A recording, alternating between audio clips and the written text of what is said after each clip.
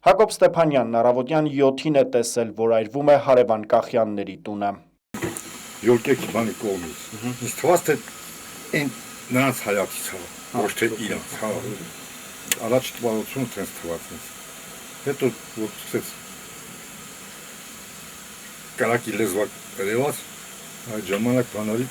իրանց վարորդին զանգեցի։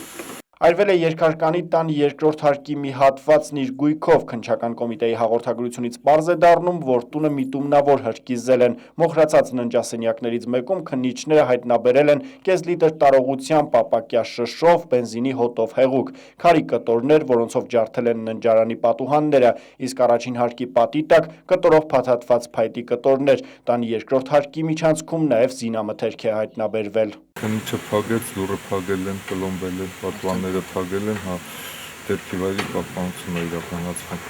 Տանտերը հետախուզման մեջ գտնվող Արմեն Կախյանն է, նրան կասկածում են փետրվարի 22-ին Վահագնի գյուղի բնակիչ Նվեր Քոչինյանի սպանության գործով։ Ընտանիքներ կա, որ բացարձակապես ոչնչից տեղյակ չեն, այսօր ահաբեկված վիճակով կամ երեխային են տանելու, հարցաքննելու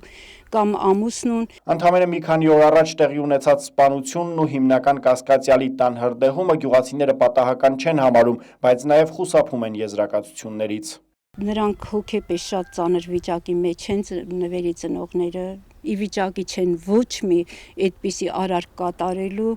չեմ կարող ասեմ, ով կարող է լինել, չգիտեմ։ Երեխան անչափահաս։